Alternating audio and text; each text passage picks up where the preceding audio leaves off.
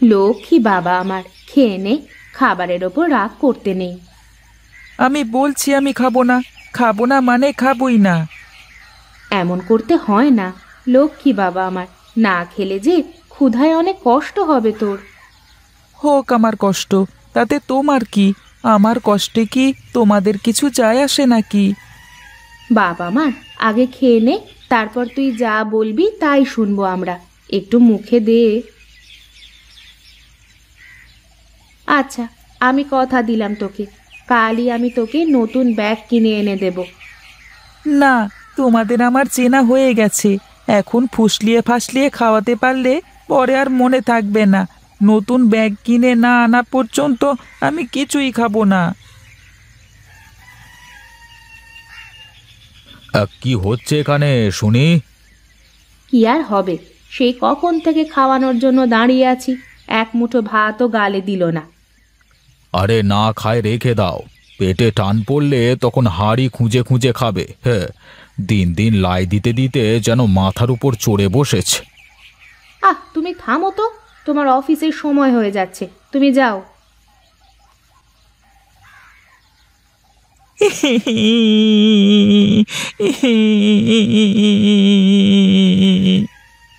কাঁদিস নে বাবা, আমি বললাম তো, কালকেই আমি তোর জন্য নতুন ব্যাগ কিনে আনবো। আর যদি তোর বাবা না আনে, তাহলে আমি নিজে গিয়ে কিনে আনবো। সত্যি বলছো তুমি? আর যদি না কিনে দাও তাহলে কিন্তু আমি বাড়ি ছেড়ে চলে যাব, মনে থাকে যেন। ঠিক আছে বাবা।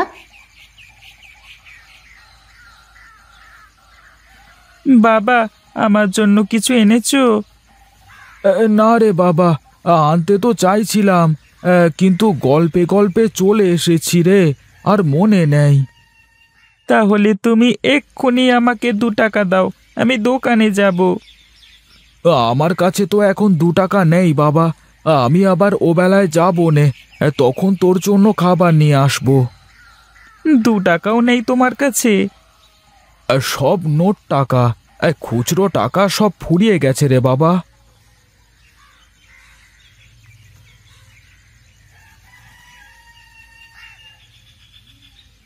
আর কত এভাবে মিছে কথা বলে যাবে তুমি? কি করব বউ বলো, নিজের ছেলের এই ছোট ছোট আবদারগুলো পূরণ করতে পারি না, এর থেকে মরে গেলেও তো বেঁচে যেতাম। ও কথা মুখেও এনো না, ও তো ছোট মানুষ, তাই না বুঝে যখন তখন যা কিছু চেয়ে বসে। তা তোমার কাজের কি কোনো ব্যবস্থা হলো? না গো, তেমন কাজ এখনো জোগাড় করতে পারিনি, চিন্তায় তো মাথায় কোনো কাজই করতেছে না। আমি আরো ভাবলাম যে আজ যদি কোনো কাজ পাও, তাহলে তোমাকে বলবো ছেলেটার জন্য একজোড়া স্যান্ডেল আনতে। ঠান্ডা মাটিতে কেমন খালি পায়ে ঘুরে বেড়াচ্ছে। দেখি ও বেলা একটু খোঁজ করে, কাজ বাজ একটা না একটা মিলে যাবে। তা তোমার রান্না বান্না কত দূর? এই তো রান্না শেষ হয়ে গেল, তুমি হাত মুখ ধুয়ে এসে বসো, আমি খাবার দিচ্ছি। কিরে বাবা, না খেয়ে বসে আছিস কেন? রোজ রোজ এই ডাল দিয়ে ভাত খেতে আর ভালো লাগে না। আজকের মতো খেয়ে নে বাপ, কাল থেকে মাছ দিয়ে ভাত দেব। খেয়ে নে বাবা, আমি তো মাছ কিনতে বাজারে গিয়েছিলাম, কিন্তু যেয়ে দেখি বাজারের সব মাছ ফুরিয়ে গেছে, তাই তো আজকে মাছ কিনতে পারিনি। বাবা, এবার কিন্তু আমাকে নতুন সোয়েটার কিনে দিতে হবে, শীত তো চলেই এলো। আগে ভালো করে শীত আসুক, তারপর কিনে দেবক্ষণ। একটা সোয়েটার আজ বছর পরছি বলো তো মা? ঠিক আছে রে বাবা, এবার শীত শুরু হওয়ার আগেই তোর জন্য নতুন সোয়েটার কিনে দেব। এখন চুপচাপ খেয়ে নে তো দেখি, তোদের খাওয়া শেষ হলে আমি বাইরে কাজে যাব।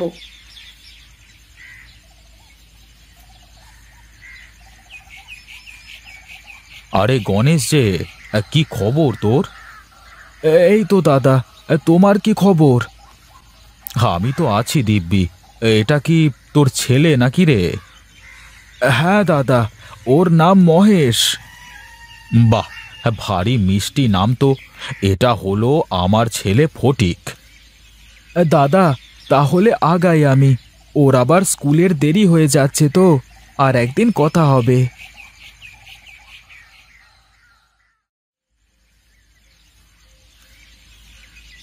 দেখেছো বাবা, ওই ছেলেটা কেমন ছেঁড়া ব্যাগ নিয়ে স্কুলে যাচ্ছে।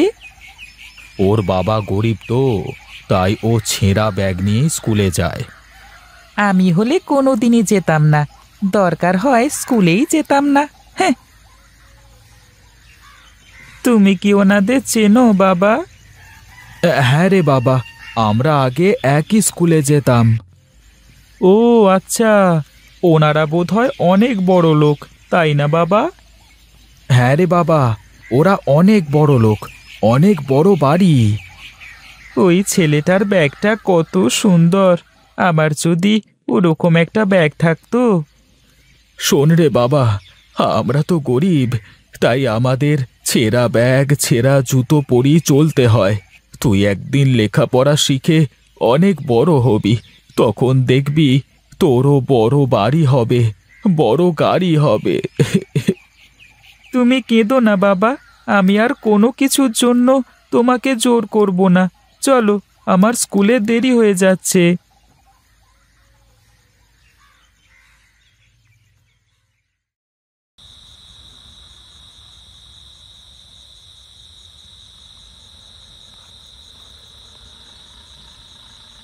বুঝলে গিন্নি, এই ছেলেটাকে নিয়ে আমার বড়ই দুশ্চিন্তা হয়। তুমি খামোখা চিন্তা করতেছ, ও তো এখনো অনেক ছোট, বড় হলে সব ঠিক হয়ে যাবে। আমি যখন ছোট ছিলাম তখন একবেলা খেয়ে দুবেলা না খেয়ে থেকেছি। আমার বাবা মা খুবই গরিব ছিল, মাঝে মধ্যে তো রাতে শুধু পানি খেয়ে ঘুমিয়ে যেতাম। তুমি কষ্ট করেছো বলেই তো এখন আর আমাদের কোনো কষ্ট নেই, আমাদের তো এখন সব কিছু আছে। না না, এখনই ওকে সব বোঝাতে হবে, তা না হলে ও বড় হয়ে আরও খারাপ হয়ে যাবে। আচ্ছা, তুমি এখন এসব কথা বাদ দিয়ে ঘুমাও তো দেখি।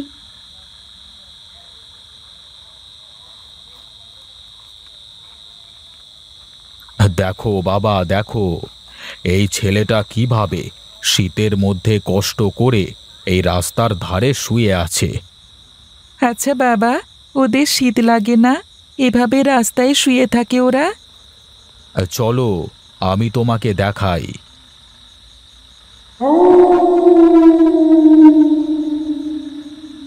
এই ছেলে, ওঠো ওঠো। বাবু, আমি কিছু করিনি বাবু, আমাকে ছেড়ে দেন বাবু, আমাকে ছেড়ে দেন। এই ছেলে, তুমি এইভাবে রাস্তায় শুয়ে আছো কেন? তোমার ঘর বাড়ি নেই? বাবু, আমার মা বাবা কেউ নেই, এই রাস্তায় আমার ঘর বাড়ি। এই শীতের মধ্যে এভাবে শুয়ে আছো, তোমার শীত লাগে না? শীত তো লাগে, কিন্তু কি আর করব, আমার মতো রাস্তার ছেলের শীত লাগলে কার কি আসে যায়। বাবা, তুমি ওকে এক্ষুনি একটা শীতের কাপড় কিনে দাও। তোমরা এখানেই দাঁড়াও, আমি এই যাব আর এই আসব।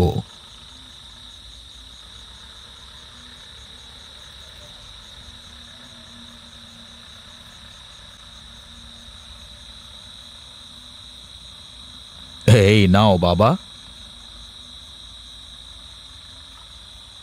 এখন থেকে তোমাকে আর শীতের কষ্ট করতে হবে না।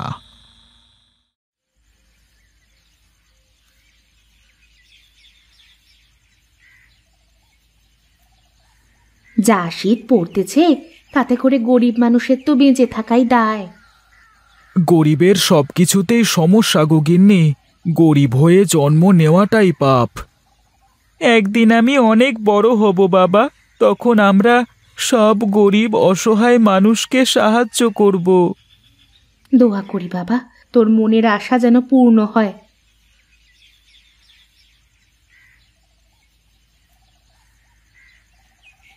আরে দাদা, তুমি তুমি হঠাৎ করে আমার বাড়িতে? ছেলে বায়না ধরল, তাই তো হাঁটতে হাঁটতে চলে এলাম এদিকে। এই নাও, এটা তোমার জন্য। এসবের আবার কি দরকার ছিল? দরকার আছে গোপাল, দরকার আছে। আর এই নে, এটা তোর আর এটা তোর গিন্নির। আর শোন গণেশ, এখন থেকে তোর ছেলে আর আমার ফটিক একই স্কুলে পড়বে, আর এখন থেকে ওরা বন্ধু। শুনলাম মহেশ নাকি ক্লাসের ফার্স্ট বয়। হ্যাঁ দাদা, ও লেখাপড়ায় খুব ভালো। এখন থেকে আমি আর মহেশ একসাথে পড়ালেখা খেলাধুলা সব কিছু করবো কাকু। ঠিক আছে বাবা, হ্যাঁ তোমরা দুজনে একসাথেই খেলবে এখন থেকে। এখন তাহলে চলি রে গণেশ, কালকে আবার দেখা হবে কেমন?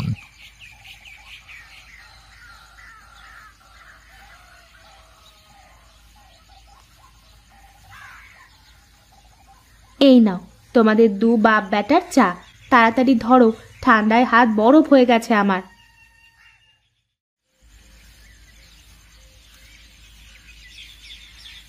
বাহ, আমার ছেলেটা তো বেশ লক্ষ্মী হয়ে গেছে মনে হচ্ছে।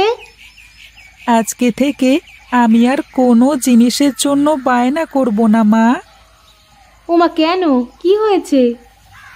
জানো মা, এই শীতে গরিব মানুষ কত কষ্ট করে, গরিব মানুষের জীবন কত কষ্টের হয়। আমার সোনা ছেলে, দোয়া করি তুমি অনেক বড় হও আর গরিব দুঃখী মানুষের পাশে দাঁড়াও। তোমাকে অনেক ধন্যবাদ বাবা, তুমি না দেখালে আমি কখনোই বুঝতে পারতাম না। জীবনে বড় হতে হলে নিজের থেকে যারা ওপরে আছে তাদের দিকে না তাকিয়ে নিজের থেকে যারা নিচে আছে তাদের দিকে তাকাতে হয় বাবা। তোমার এই কথা আমার সারা জীবন মনে থাকবে বাবা। আর এতদিন তোমাদের অনেক কষ্ট দিয়েছি বাবা, এখন থেকে আর একটুও কষ্ট দেব না, কথা দিলাম। ঠিক আছে বাবা, ঠিক আছে, এবার তাহলে চাটা খাও, তা না হলে যে ঠান্ডা হয়ে যাবে।